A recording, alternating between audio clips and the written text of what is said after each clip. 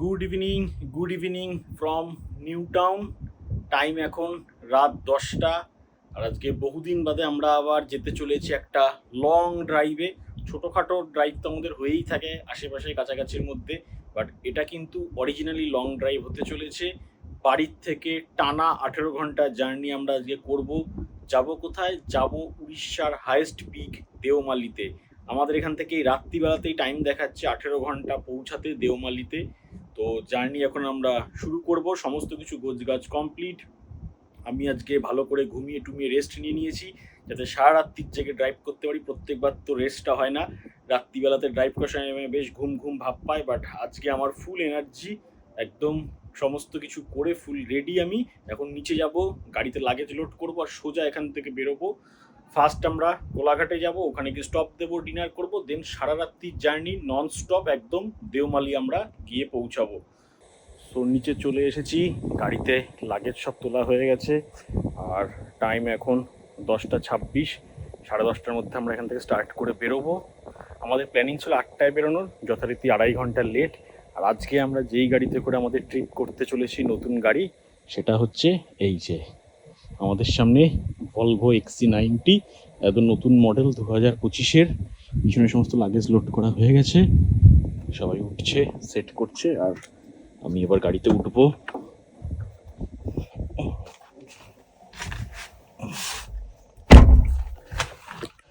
এই উঠে পড়লাম গাড়িতে। এই হচ্ছে সেট আপ। এখানে এখন ম্যাপে সেট করে দেবো দেওমালি আর জার্নি স্টার্ট করব। জার্নির জন্য আমরা জাস্ট কালকেই এখানে নতুন বাবাজির একটা সুন্দর একটা জিনিস এখানে হ্যাং করেছি। সঙ্গে আমাদের আগের থেকে পুজো দেওয়া ছিল, সেটা চিলিটা ওখানে রয়েছে। গাড়িতে প্রত্যেকে আমরা উঠে গেছি আর পিছনে লাগেজও পুরো ভর্তি। এবারে চলো জার্নি শুরু করব। 270 দেখাচ্ছে হচ্ছে রেঞ্জ। ফার্স্টে তেল ভরবো, দেন এগোবো। ট্রিপ মিটার 0-তে সেট করে দিলাম। এখানে লোকেশন সেট করে দিয়েছি, 18 ঘন্টা 10 মিনিট দেখাচ্ছে। এবারে আমাদের জার্নি শুরু। চলো, জয় বাবাজির জয় করে জার্নি শুরু। জয় বাবাজির জয়। রাত 11টা বাজে। এই সময় আমরা এয়ারপোর্টে এসেও দেখো রাস্তার অবস্থা, পুরো গাড়ি ঠিক করে দাঁড়িয়ে রয়েছে। এয়ারপোর্ট 1 নম্বরের কাছে আমরা সিগন্যালে দাঁড়িয়ে রয়েছি। ভেতরে 2.5 নম্বরের রাস্তা এতটাই জ্যাম যে এখানে গাড়ি ঢুকতেই দিচ্ছে না, পুরো শেষ মাথা পর্যন্ত চলে এসছে। আর এই পাশের রাস্তাতেও পুরো সেম অবস্থা, যেদিক দিয়ে আমরা আসলাম। তো রাত 11টায় যদি এই অবস্থা হয়, যে খুব ভাগ্য ভালো যে আমরা আজকে সন্ধ্যাবেলায় ওই 7টা-8টায় বেরোনোর প্ল্যানটাকে পোস্টপোন করেছি। 1.5 ঘন্টা মতন ড্রাইভ করে ফাইনালি আমরা নিবেদিতা সেতুতে পৌঁছালাম, দক্ষিণেশ্বরের কাছে। এত রাত্রে বেরিয়ে এত জ্যাম কিন্তু আমরা এর আগে কোনোদিনও পাইনি, এই ফার্স্ট। টাইম এখন হয়ে গেছে 11টা 41, আর আমরা এই দক্ষিণেশ্বরের মন্দির ক্রস করছি। তো হোপফুলি এবার বাকি রাস্তাটা ফাঁকা পাবো। তবে লরি প্রচুর বেরিয়ে গেছে রাস্তায়, যেটা আমরা দেখলাম। কোলাঘাট পর্যন্ত লরির চাপ একটু থাকবে, তারপরে হয়তো রাস্তাটা ফাঁকা হবে। আমাদের ইচ্ছা ছিল ভুবনেশ্বর এইসব জায়গাগুলো ভোর বা তার আগেই পার করে যাওয়ার, বাট মনে হচ্ছে না এখন টাইম যা হয়েছে সেটা করা যাবে। এখন সোজা যাব, গিয়ে আমরা কোলাঘাটে দাঁড়াবো প্রথম ডিনারের জন্য, তারপর ওখান থেকে ডিনার করে আবার জার্নি স্টার্ট হবে। আজকে কিন্তু হাইওয়ের অবস্থা খুব খারাপ, বারে একটু ছাড়াই জ্যামের মধ্যে এরকম পড়তে হচ্ছে। টাইম এখন 12টা, অলমোস্ট 2 ঘন্টার কাছাকাছি হয়ে গেছে। এখনও আমরা সামান্য এই আন্দুলেই পৌঁছাতে পারিনি বাড়ির থেকে বেরিয়ে। খুব খারাপ অবস্থা আজকে, জায়গায় ট্রাফিক জ্যাম। অলরেডি আমাদের পৌঁছানোর টাইম দেখাচ্ছে 5টা 9, বাট সেটা মনে হচ্ছে আরও বেশিও হয়ে যেতে পারে। পিছনে দেখো বালিশ নিয়ে ঘুমানোর তোড়জোড় স্টার্ট হয়ে গেছে, আর প্রচুর জোর খিদেও পেয়ে গেছে, বেশ জোর খিদেও পেয়েছে। কতক্ষণে কোলাঘাট পৌঁছাবো, ডিনার করব, অনেকটা দেরি হয়ে গেছে। এতক্ষণে আমাদের কোলাঘাট পৌঁছে যাওয়ার কথা, যেই সময় বেরিয়েছিলাম। মানে খিদেটা একদম ঠিকঠাক টাইমে পেয়েছিল, বাট পৌঁছাতে পারছি না কোলাঘাটে।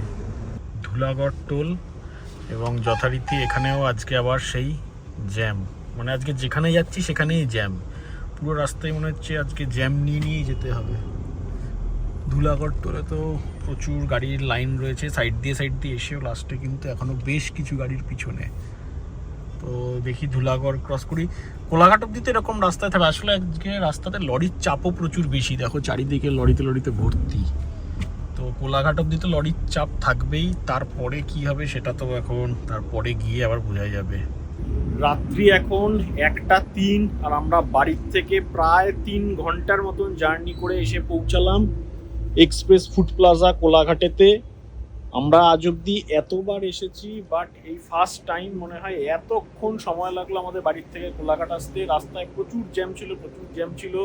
তারপর সেসব জ্যাম ক্রস করে আসার পরে প্রচুর লরির চাপ, এবং লরিগুলো অতক্ষণ ধরে জ্যামে থাকার জন্য মানে যাতাভাবে চালাচ্ছে পুরো রাস্তায়, ডান দিক বাদিক করছে, 70-80-র উপরে লরি চলছে, মানে যেটা রাত্রিবেলায় হাইওয়েতে ভীষণ অ্যালার্মিং।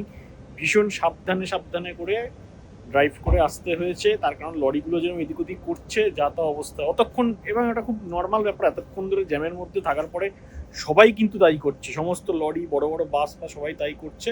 তো আলটিমেটলি আমরা 3 ঘন্টা বাদে বাড়ির থেকে বেরিয়ে এক্সপ্রেস ফুড প্লাজাতে এসে পৌঁছেছি। এখান থেকে ডিনারটা করব, খুব শর্ট টাইমের মধ্যে ডিনার কমপ্লিট করব, দিয়ে এখান থেকে আমরা বেরোবো। এক্সপ্রেস ফুড প্লাজাতে ডিনার কমপ্লিট করে এখন আমরা এখান থেকে বেরোচ্ছি। টাইম এখন রাত্রির 2:30, আর শুধু ভুবনেশ্বর পৌঁছানোর টাইমই দেখাচ্ছে এখান থেকে আমরা 7 ঘন্টা। সকালবেলায় 9:30 আমরা ভুবনেশ্বর পৌঁছাবো, মানে সেটা আমরা হাফ রাস্তা পৌঁছাবো, দেন সেখান থেকে আরও এতটা যেতে হবে আমাদের ডেস্টিনেশনের জন্য। তো বুঝতেই পারছো আজকে আমরা প্রচুর ডিলে। এবার দেখব এখান থেকে কোলাঘাট পার করার পরে, মানে কোলাঘাট তো এখনই পার করে যাচ্ছি, তারপর দেখা যাক রাস্তার কি সিচুয়েশান থাকে, কীরকম ট্রাফিক থাকে। ভেবেছিলাম সকাল ভোর হওয়ার আগেই ভুবনেশ্বরটা পার করে যাবো, বাট এটা তো পুরো অফিস টাইম হয়ে যাবে 9:30-র সময়। লেটস সি কোথায় কীরকম কি সিচুয়েশান থাকে।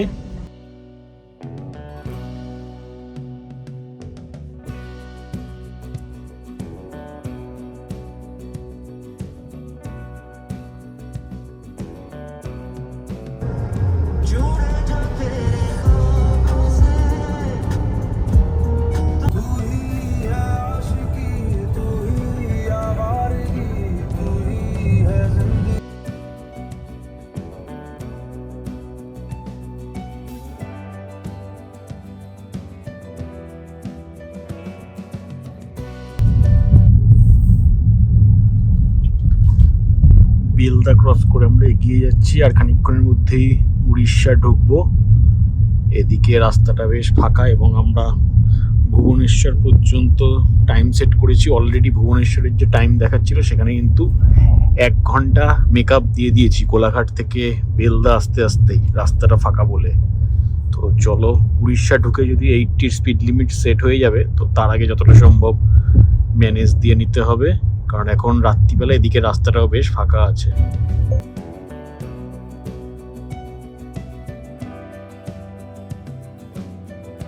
আকাশের চাঁদটা দেখো একেবারে, অনেকদিন বাদে আজকে চাঁদ উঠেছে, ফুল মুন, অন্ধকার রাস্তা আর তাতে একদম এরকম চাঁদ।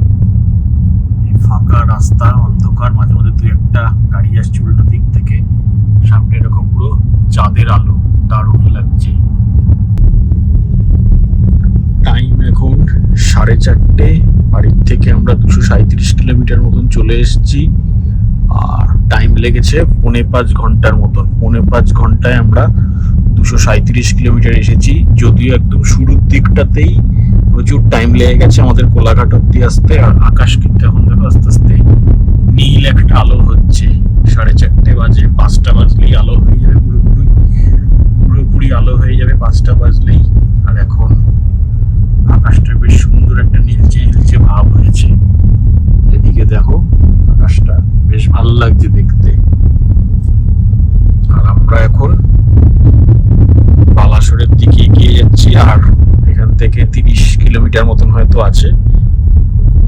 আর ভুবনেশ্বর পৌঁছানোর টাইম এখন দেখাচ্ছে 8:30, 1 ঘন্টা মতন মেকআপ দেওয়া গেছে। দেখা যাক ভুবনেশ্বরের পরের বাকি রাস্তাটায় কতটা আমরা মেকআপ দিতে পারি। সকালের আলো হচ্ছে, এদিকে চাঁদটা দেখো একদম পুরো রাস্তা বরাবর সোজা রাস্তার সামনে চলে এসছে, মনে হচ্ছে না একটু বাদে রাস্তাতেই নামবে চাঁদটা। অসাধারণ একটা ভিউ। এখন আমরা ভদ্রকে ভদ্রকের দিকে এগোচ্ছি, আর সামনে দেখো চাঁদ এখনো রয়েছে, আর পিছনে সূর্য উঠছে। ওদিকে সানরাইজ হচ্ছে, আর এদিকে মুন ডাউন হচ্ছে। অসাধারণ একটা জিনিস দেখানোর জন্য ভদ্রকের আগেই রাস্তার ধারে এক জায়গাতে দাঁড়ালাম। তোমাদেরকে একটু দেখাই জিনিসটা। এদিকে দেখো সানরাইজ হচ্ছে, সূর্য উঠে গেছে, আর একই সঙ্গে এপাশে চাঁদও একদম আকাশে একদম জল করছে। মানে সেম টাইমে একসঙ্গে এদিকে চাঁদ দেখা যাচ্ছে, আর এপাশে সূর্য সানরাইজ হচ্ছে। দারুণ একটা ভিউ।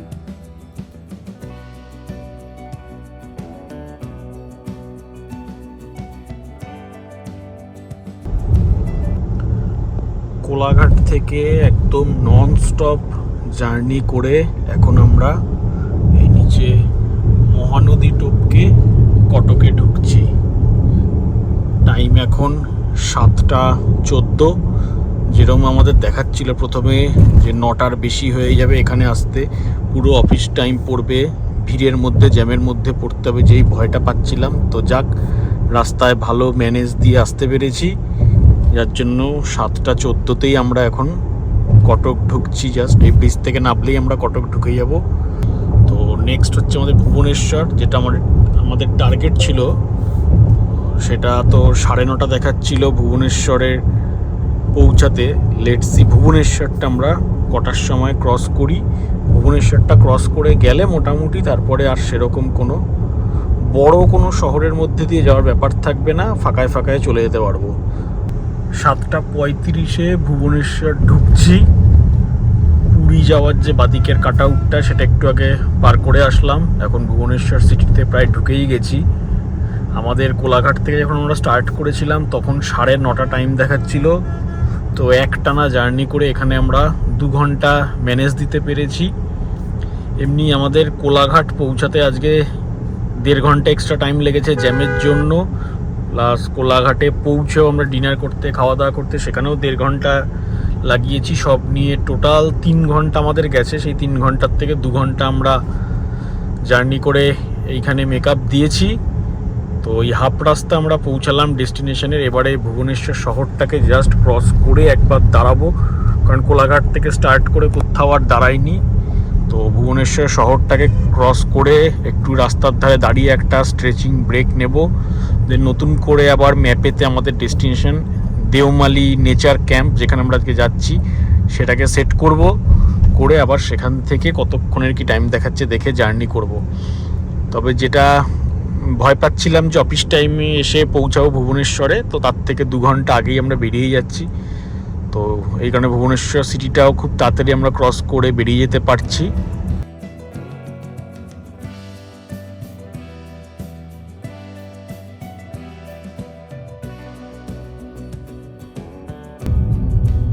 ভুবনেশ্বর ক্রস করে প্রায় 30 কিলোমিটার 40 কিলোমিটার চলে এসেছি, বাট এখনো পর্যন্ত দাঁড়াইনি, কারণ সাইডে কোথাও সেরকম গাছের ছায়া দিয়ে ভালো একটা জায়গা পাচ্ছি না যেখানটা একটুখানি গাড়িটা দাঁড় করানো যাবে, স্ট্রেচিং ব্রেক নেওয়া যাবে। তো এখনও কন্টিনিউ যাচ্ছি। আমাদের পরের ডেস্টিনেশন যেটা একদম ফাইনাল, যেখানে আমরা যেতে চলেছি আজকে, দেওমালি নেচার ক্যাম্প, সেটা দিয়ে দিচ্ছি। সেটা এখনো 8.5 ঘন্টা দেখাচ্ছে এখান থেকে। তো এটা শ্রীকাকুলাম পর্যন্ত আমরা হাইওয়েতে থাকবো, দেন সেখান থেকে আমরা ডান দিকে ভেতরে ঢুকে যাব। ভেতরের রাস্তাটা প্রায় 3.5 ঘন্টার মতন, মানে এই হাইওয়েতে এখন আরো 5 ঘন্টা মতন থাকতে হবে। আর এই রিসর্টের হচ্ছে যা পেমেন্ট আমাদের করা হয়ে গেছে, তার মধ্যে আমাদের 4 বারের সমস্ত কিছু খাবার দাবার ধরাও রয়েছে। আর ওই টাইমটা ক্রস হয়ে গেলে ওখানে যেহেতু বাইরে কোনো দোকানপাট কিছু নেই, রেস্টুরেন্ট কিছু নেই, লাঞ্চ করাটা কিন্তু একটু ডিফিকাল্ট হয়ে যাবে। তো আমরা চেষ্টা করব লাঞ্চ টাইমের মধ্যেই ওখানে পৌঁছে যাওয়ার, এবং আগের থেকে একটু ওদের কল করে দেবো লাঞ্চটাকে যাতে আমাদের একটু রেখে দেয় অ্যাটলিস্ট 2:30-3টে পর্যন্ত। আরেকটা জিনিস যেটা বলা, সেটা এই ভুবনেশ্বর ক্রস করার পর থেকে দেখলাম এই রাস্তাটাতে কিন্তু গরুর সংখ্যা প্রচুর বেশি। আগেও ছিল, উড়িষ্যার রাস্তাতে বরাবরই গরুর সংখ্যা ছিল, এবং সেটা ভুবনেশ্বর পর্যন্ত যথেষ্ট ভালো পরিমাণেই থাকে। বাট ভুবনেশ্বরের পর থেকে পাশটায় কিন্তু আরও বেশি পরিমাণে কিন্তু সেটা দেখা যাচ্ছে। তো খুব সাবধানে এখানে ড্রাইভ করে যেতে হচ্ছে, চারিদিকে এত গরু বাছুর ঘুরে বেড়াচ্ছে এবং প্রচুর অ্যাক্সিডেন্টও হয়েছে গরু বাছুরের সঙ্গে। জায়গায় জায়গায় দেখা যাচ্ছে গরু বাছুর অ্যাক্সিডেন্ট হয়ে মারা গেছে, পড়ে রয়েছে। এবং গরু বাছুরের সঙ্গে অ্যাক্সিডেন্ট মানে কিন্তু গাড়িতেও বেশ বড় ধরনের ক্ষয়ক্ষতি হয়। তো সেইগুলোকে খুব সাবধানে দেখে দেখে যেতে হচ্ছে। আর এই জায়গার ভিউটা একবার দেখো কি সুন্দর।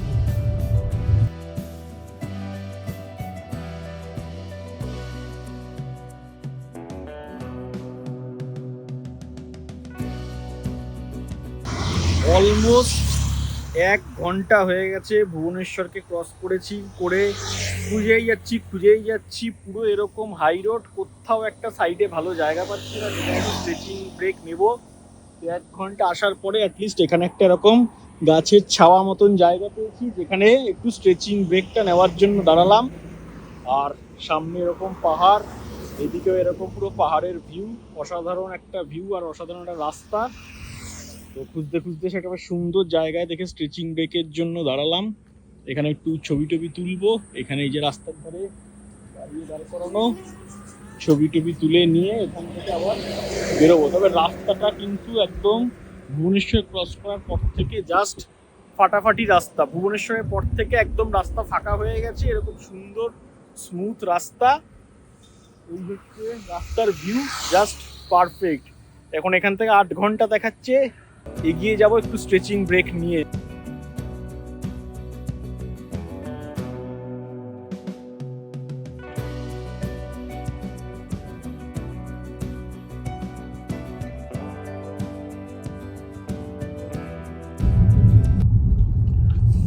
রাস্তার ধার দিয়ে এখন কিন্তু পুরো ইস্টার্ন ঘাট স্টার্ট হয়ে গেছে, বহু দূর দূর পর্যন্ত রেঞ্জটা দেখা যাচ্ছে। আর আজকে আমরা ইস্টার্ন ঘাটেরই একদম হাইয়েস্ট পিক দেওমালিতে উঠবো। দেখো চারিদিক দিয়ে এদিকে প্রচুর পাহাড় শুরু হয়ে গেছে। সামনে এখন আমরা শ্রীকাকুলামের দিকে এগিয়ে যাচ্ছি, হয়তো আর ঘন্টাখানেক লাগবে শ্রীকাকুলাম। তারপরে সেখান থেকে আমরা ডান দিকে ভিতরের রাস্তায় ঢুকে যাব এবং ভেতরের রাস্তা দিয়ে বেশ কিছুটা যাওয়ার পরেই কিন্তু আমাদের শুরু হবে আজকে পাহাড়ে ওঠা। মানে ভুবনেশ্বরের পর থেকে রাস্তার উপরে প্রচুর পরিমাণে গরু ছিল শুয়ে বসে, সেগুলো কিন্তু এখন এপাশে পুরো ফাঁকা, এদিকে আর নেই। সুতরাং এদিকে এখন ভালোভাবে যাওয়া যাচ্ছে। ওদিকে একটা প্রচুর রিস্কি জোন ছিল, হঠাৎ হঠাৎ রাস্তার ধারে এদিক ওদিক গরু, এদিকে একদম সেই জিনিসটা একেবারেই নেই। যারা বাইক নিয়ে আসবে তাদের জন্য একদম দারুণ জায়গা, শীতকালে বাইক নিয়ে ভাইজ্যাক আসার জন্য অসাধারণ রাস্তাটা। শ্রীকাকুলাম পার করে আমরা চলে এসেছি। এবারে একটুখানি এগিয়ে গিয়ে আমরা বাদিকে নেমে যাব হাইওয়ে থেকে, গিয়ে হাইওয়ের নিচে দিয়ে আমরা চলে যাব ডান দিকে। তারপরে আমাদের কিছুটা গিয়ে পাহাড়ে ওঠা স্টার্ট হবে। এখান থেকে আমরা NH16 ছেড়ে দেব। এই খুব সামনেই ম্যাপে দেখাচ্ছে এখানে কোথাও একটা বাদিকে নামতে হবে রাস্তার থেকে।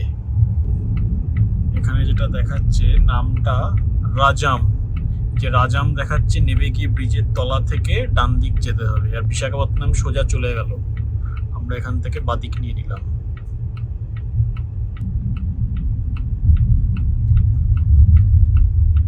এগিয়ে গিয়ে ব্রিজের নিচ দিয়ে ডান দিকে যাব। এবার এখান থেকে দেখাচ্ছে আর 3.5 ঘন্টার জার্নি।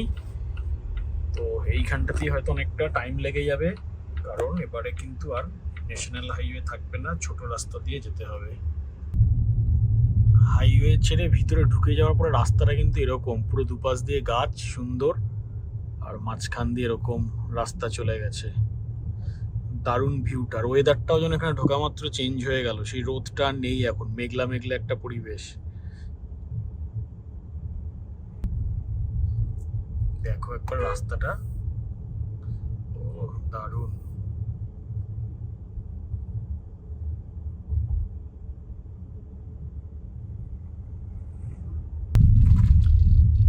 এই রাস্তা ধরে আমরা ভিতরে প্রায় 50 কিলোমিটার মতন চলে এসেছি। 50 কিলোমিটারের রাস্তা কিন্তু বেশ ভালো ছিল, এবং তারপর থেকে কিন্তু এখন একদম পুরো ভাঙাচোরা রাস্তা শুরু হয়েছে।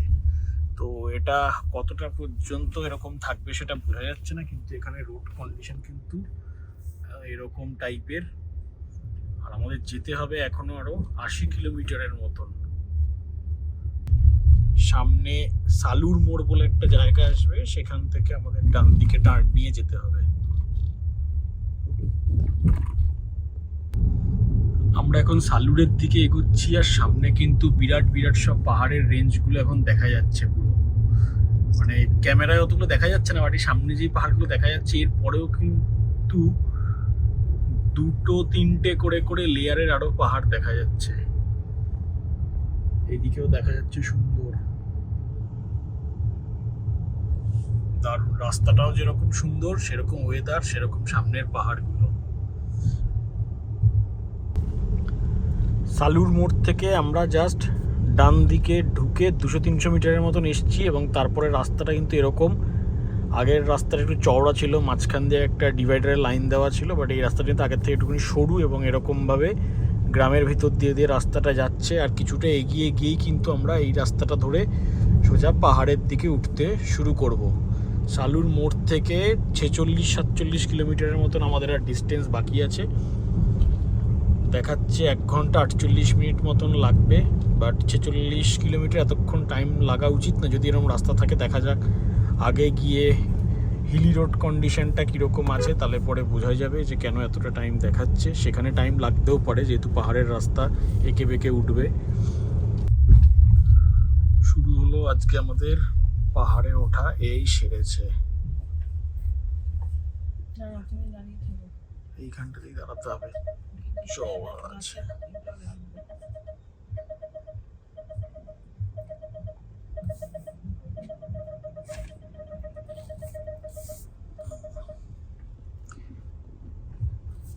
আমাদের আজকে পাহাড়ে ওঠা এখান থেকে স্টার্ট হলো। ভিতরের রাস্তাটা কিন্তু বেশ খারাপ, এবং এই রাস্তাটা ধরে এগিয়ে যেতে হবে। 29 কিলোমিটার দেখাচ্ছে। উপর দিকে গিয়ে রোড কন্ডিশন কেমন হবে বলা মুশকিল, বাট নিচে এইখানে কিন্তু বেশ খারাপ এবং বেশ সরু। আর যেই ভয়টা আমি পাচ্ছিলাম, দুপাশ দিয়ে সব গাছপালা, উল্টো দিক দিয়ে আসলে কিন্তু গাছের শুকনো ডালে লেগে গাড়ির গায়ে দাগ পড়ার একটা খুবই চান্স, যেটা আমাদের পুরুলিয়াতে গিয়েও হয়েছিল। এবং এটা আমরা নো নেটওয়ার্ক জোনে ঢুকে গেছি অলরেডি। রাস্তাটা আমাকে দলমা পাহাড়ে যাওয়ার সেই রাস্তার কথা মনে করিয়ে দিচ্ছে।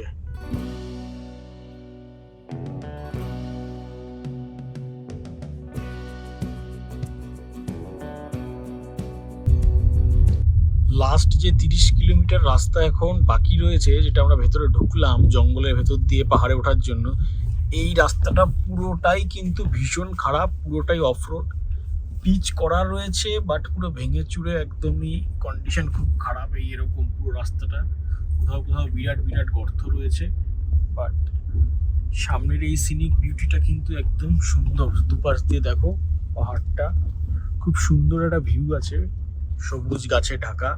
রাস্তারও দুপাশ দিয়ে সবুজ গাছ, কিন্তু এই রাস্তাটা যদি একটু ভালো হতো, সুন্দর যাওয়া যেত।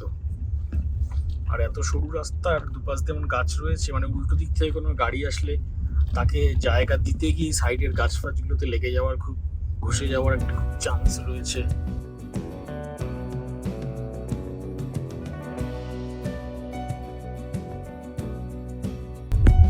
ফাইনালি আমরা আপহিলে উঠতে স্টার্ট করে দিয়েছি। এরকম সরু রাস্তা, দুপাশ দিয়ে গাছ এত, তবে এই জায়গার রাস্তাটা কিন্তু বেশ ভালো, পুরো ঢালাই করা, তবে অনেকটা স্লোপ আছে, বেশ স্টিপ স্লোপ দিয়ে উঠে ওপর দিকে যেতে হচ্ছে। সামনের গাড়িটা মাঝে মধ্যে ওই জন্য দাঁড়িয়ে যাচ্ছে উঠতে গিয়ে। সামনেটা দেখলে হয়েছে অনেকটা করে কিন্তু স্টিফে উঠছে একটু একটু জায়গার মধ্যে। তো এইভাবেই কিন্তু আমাদের পুরো ওপরে উঠে যেতে হবে টপেতে। এখনো 22 কিলোমিটার রাস্তা বাকি, মানে লাস্ট 3-4 কিলোমিটার ধরে আমরা উঠছি, তাতেই কিন্তু আমরা অনেকটা উঠে গেছি। আবার ওখানে গিয়ে দাঁড়িয়ে পড়েছে গাড়িটা। তো 22 কিলোমিটার বুঝতেই পারছো যে কতটা হাইটে আমরা উঠে যাব। এইসব জায়গাগুলোতে কিন্তু খুব ভালো স্টিপ আছে।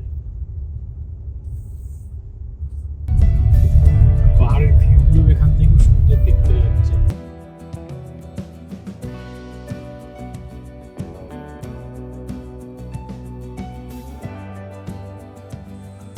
দেওমালি টপে উঠতে উঠতে প্রায় 10-12 কিলোমিটার উপরে উঠে এসে এরকম একটা জায়গা দেখে দাঁড়ালাম।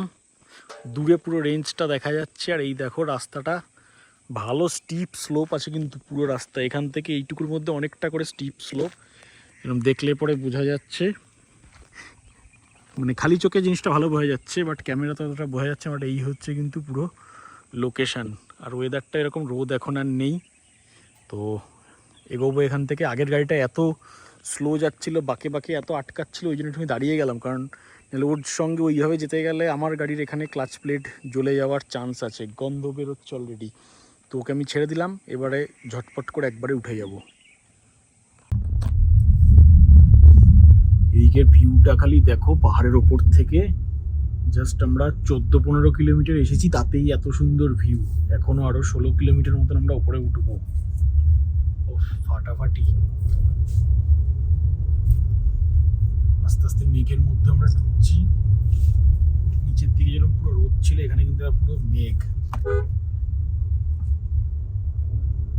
দারুণ, পুরো আরাকুর মতনই লাগছে, যেহেতু এটা আরাকুরি ব্যাক সাইডটা, ভিউটা পুরো একদম আরাকুর মতন লাগছে।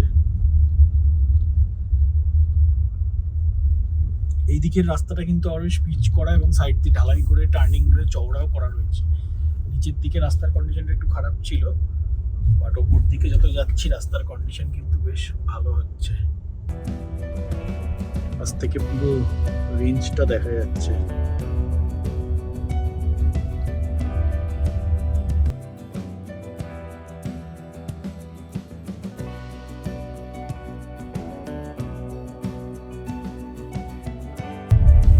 তো আমরা চলে এসেছি দেওমালির টপে, আর ওই পাহাড়ের উপরে এখানে হচ্ছে রিসর্টটা, যেটাতে আমরা এখন যাব। সামনের রাস্তাটা খালি দেখো কিরকম, পুরো হিল টপে চলে এসেছি। এখানে একটা ওয়াচ টাওয়ার আছে, দারুণ সুন্দর ঠান্ডা হাওয়া দিচ্ছে। বাইরের টেম্পারেচার এখন মাত্র 26 ডিগ্রি। ও সামনের রাস্তাটা খালি দেখো বাবা, এখান থেকে তো ফুল অফরোডিং স্টার্ট হবে। এটা আটকে দিয়েছে কেন? এটাই তো এখানে রাস্তার কাজ চলছে, এবার আমাদের এই বাদিক দিয়ে যেতে হবে। একটা গাড়ি আসছে। ঠিক আছে, ওইদিকে জায়গা আছে মাঠঘাটের ওখানে। অফরোড মোড করে দাও, নাহলে নিচে টাচ হতে পারে, মাটির না পুরো।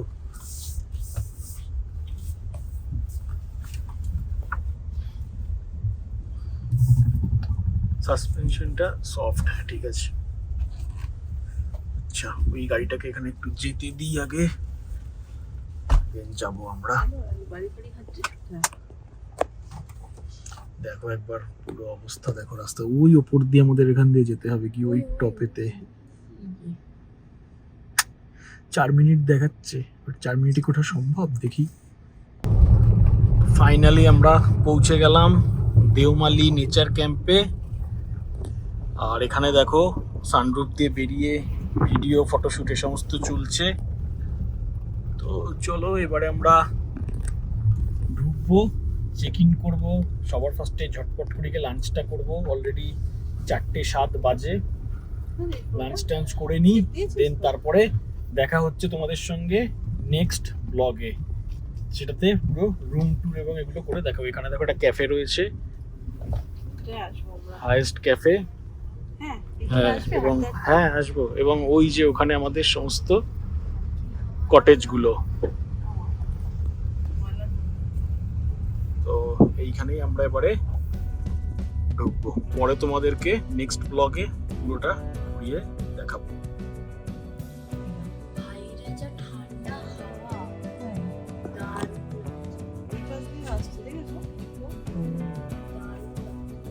ওই দিক দিয়ে একটা উপর একটা কিছু পয়েন্ট রয়েছে।